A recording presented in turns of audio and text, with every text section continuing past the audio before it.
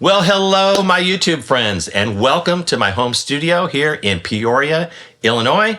I'm in between a couple projects. I don't do a lot of these talking head videos, don't do the gear reviews. I mean, there's so many people online that do such better job and have better tools and much more eloquently spoken than myself. But I've recently switched over to all Meinl Cymbals, and I thought I'd just talk about it a little bit. And just maybe provide a little background. And for those of you that have watched sort of my videos, I could explain the direction that I'm maybe trying to go. But anyway, I've been a Zildjian fanboy since probably the mid-90s. And that's when I started my sort of gigging drumming life. I was a student at Illinois State University, and I was playing in the jazz band. We had a circus band, which was kind of unique and fun, and jazz combos and things like that. And at the basketball games, volleyball games, anywhere on campus that I could use my gifts. That's kind of what I strove to be the drum set guy on campus. And at the time, there really weren't anybody else sort of in the percussion studio that really were gung-ho drum set people. So I just used that opportunity to take the opportunities that I could and try to become a better player and grab experience, because as musicians know, a lot of it isn't necessarily your technical skills, but just the experience playing with other musicians and different musical styles. So anyway, been using Zildjian for a long time. Before that, I did use all Sabian cymbals. I grew up, still am, a Phil Collins fanboy. So Phil Collins used Sabian cymbals, and his longtime drummer Chester Thompson used Sabian cymbals. So naturally, as a young kid growing up, when I had the funds to start, purchasing a professionally made or line cymbal, I went to Sabian. But midway through ISU, I switched over to Zildjian, mainly the A custom line, which I still have a lot of A custom cymbals. Those were inspired by Vinnie Colaiuta, I believe. I could be wrong, but I just always loved the way that they recorded well, they projected well, and they sort of had like an EQ shimmer to them, which I always loved and still do. Over the past, say, 10 years, my drumming gigging life out in public has sort of dwindled down, and I've just been doing more home-based recording and things like that. My full-time job is a worship director in Washington, Illinois, and I pretty much play keyboards and Hammond B3. I do the backing tracks, creative content, for online videos and things like that. And so a lot of my drumming life has kind of been put aside.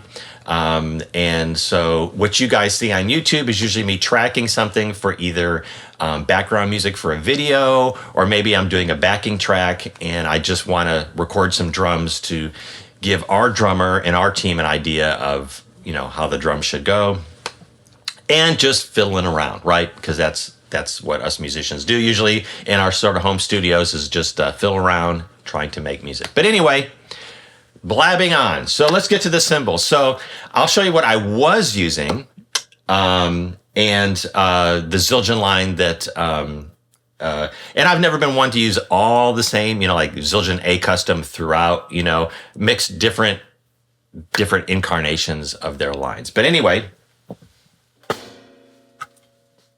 so for a long time, I was using these, the New Beat hi-hats, the 13-inch, and pretty much for all the groups that I played with, these were just kind of like a standard. I've always been a fan of 13-inch, and for a while, I had the best hi-hats ever, which were, and they don't make them anymore, it's the A Custom, I wish I knew what the A Custom 12-inch Master Sound hi-hats. That's what they're called, the Master Sound.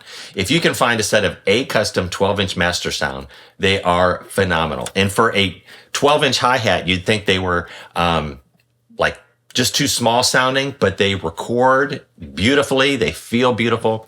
But anyway, they don't make them anymore. And someone actually stole my pair. So I no longer have those. But these 13-inch New Beats were pretty much what I played for years and years and years and years and years. So earlier I was talking about the A Custom line. And I've got a bunch of these Zildjian A Custom splashes. I think I've got like a 6.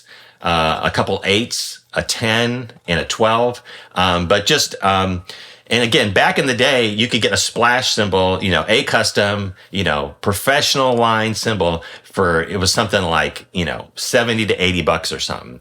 And now these things are like double that. So that's pretty ridiculous. And I'll get to that when I start talking about the new Meinls. But anyway, these A Customs, again, like, and I'm not much of a brilliant finish person, but these A Customs only come in that. And but great cymbals, and the crashes too. I've been using these A Custom crashes for a long time.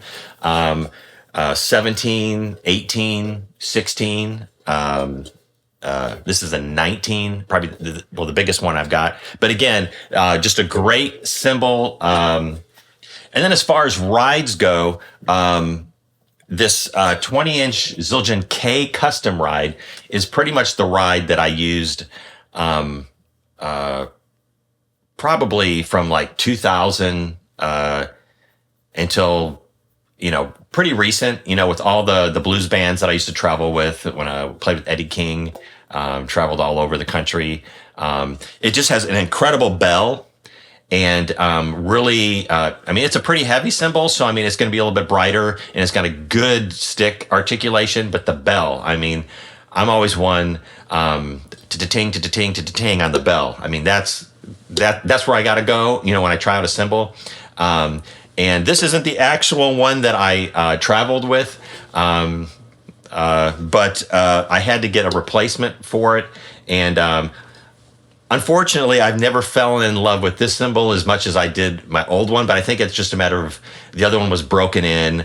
It was weathered. It had all kinds of funk on it, and I think that added to the character of it. But again, a great cymbal, and they still make this in the Zildjian line. There's some cymbals that they don't make anymore, which I'm kind of shocked because I love them, but their business, and they got to sell, produce what sells. So, and then the ride that I have been recording with here in my studio since I've kind of moved into the space that I'm in right now has been this special dry ride.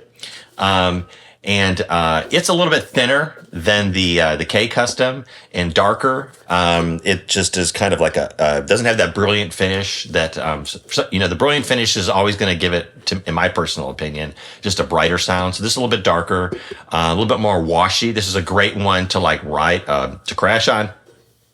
But the bell on it is kind of lackluster, in my opinion. You're not gonna be able to do a good rock song, with the bell or anything like that. But it's a great cymbal, maybe for lower volume. It does wash out kind of easily, but this is the one that is on most of my videos, and so that's that guy.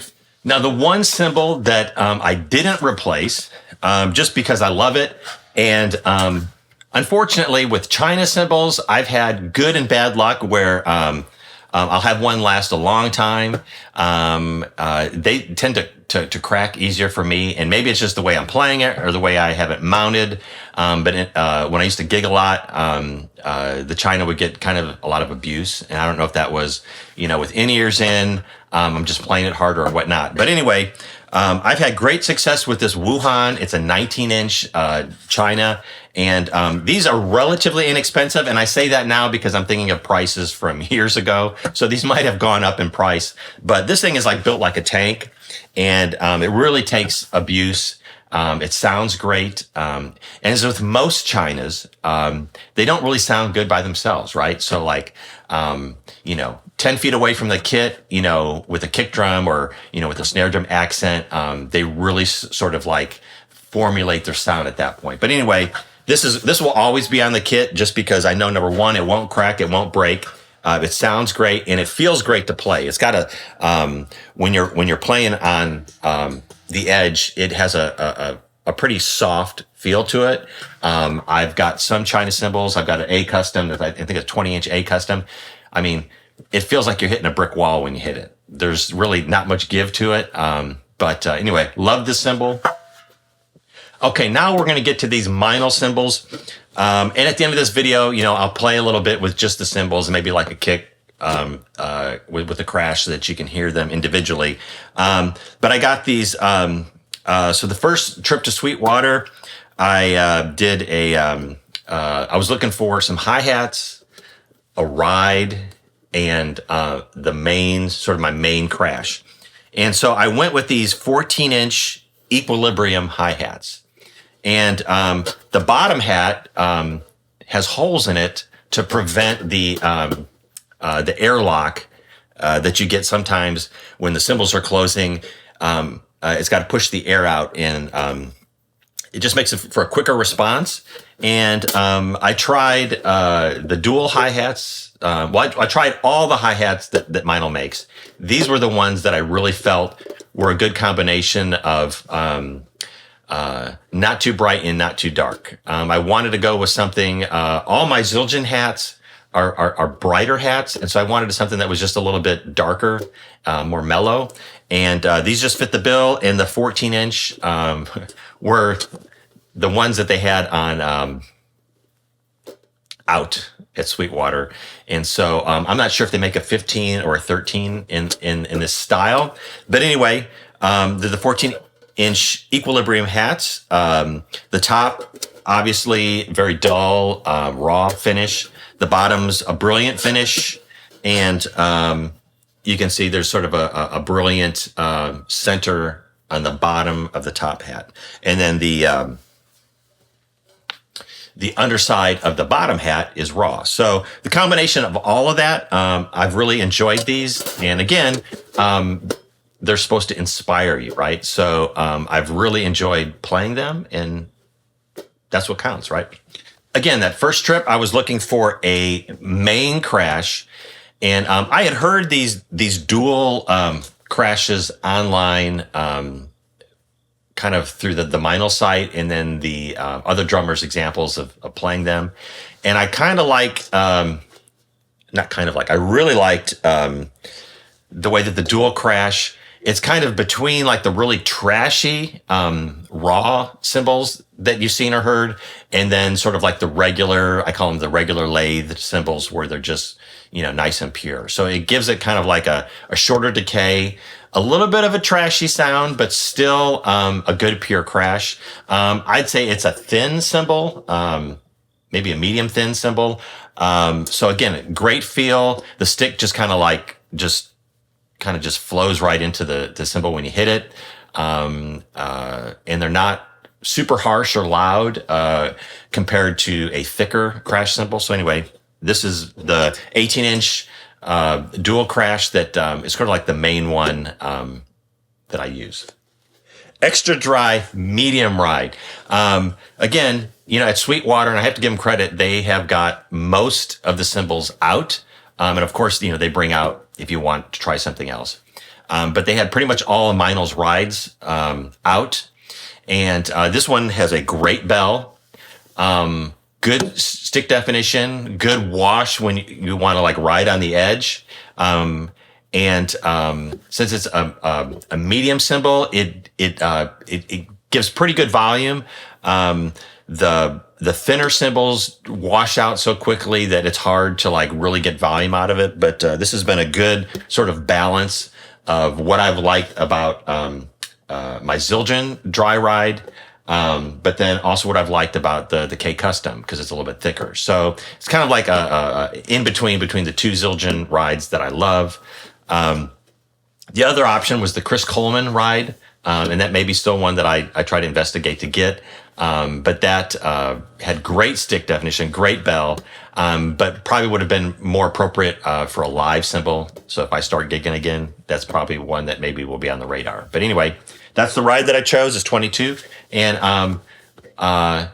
The one thing that I've switched over to, even with my Zildjians, is the bigger size cymbals. So like the 19-inch crash that I had in the Zildjian A Custom, in the 18-inch crash.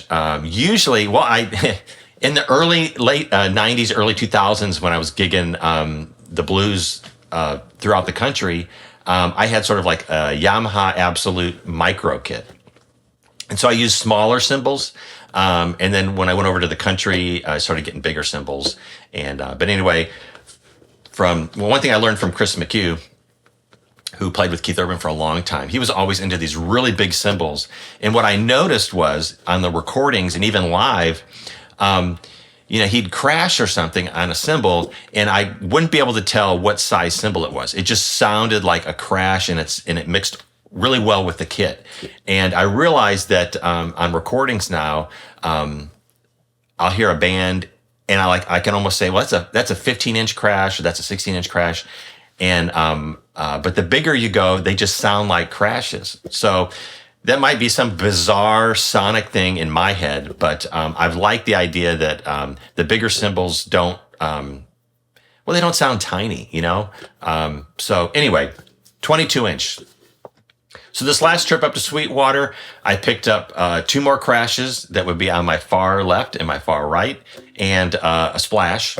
And so this is what I went with. I got an 18-inch sand thin crash, and this will be my crash that's on my hi-hat side. That's kind of like an auxiliary crash. So I've got the 18-inch dual crash that'll go as my main, and this is kind of off to the side. And it has a good balance between.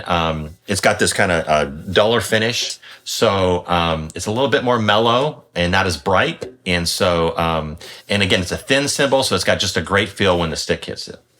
So this next crash I picked up yesterday was this 19-inch extra thin hammered crash. Now, this is the crash that's kind of like next to my ride. And the way that I play, it's just an easy sort of flick of the wrist to get to it. But this is sort of more of a traditional cymbal.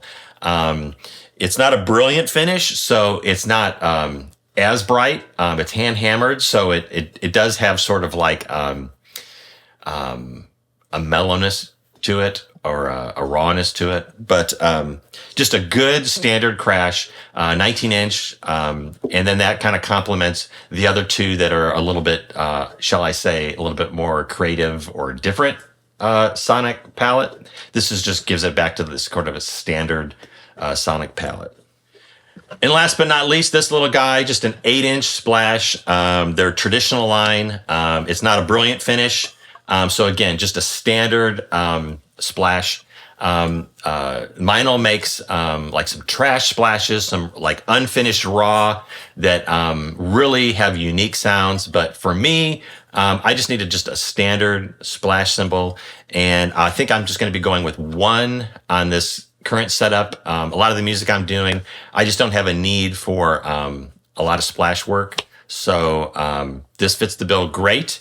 And it's funny because I think earlier we were talking about the sticker shock of cymbals these days. But I can remember when I would go to Midwest Percussion in Chicago, which was my favorite place to get things before they went out of business. I think they went out of business early 2000s, somewhere in there. But heads, cymbals, everything was from Midwest Percussion, and those guys were wonderful. But you used to be able to go in there with like $75, $80, and you could get any splash cymbal, Sabian, Zildjian, top of the line, right? And that price is almost doubled now for cymbals. So that was the sticker shock, recently. I can remember as a gigging musician, if something broke, if you cracked a cymbal, it was never a big deal because you could just run down to Guitar Center, or I could drive up to Midwest Percussion and you could replace it relatively inexpensive. And now the cymbals are a real investment. So anyway, sticker shock buying these, but again, I haven't bought cymbals in this sort of like quantity in probably 20 years. So I'm excited to see, again, how these are going to inspire me, the sonic palette now, and just having fun playing the drums. And I hope that translates to the videos that I post. And if this video does well, maybe I'll do some more talking head videos. But I'm not the greatest talker, and I very rarely know what I'm talking about. So I just stick to posting videos about as I'm tracking things for projects and stuff, and the musical aspect, because there's so many people that do these reviews and talking things way better than I do. And again, I'm not sponsored by anybody.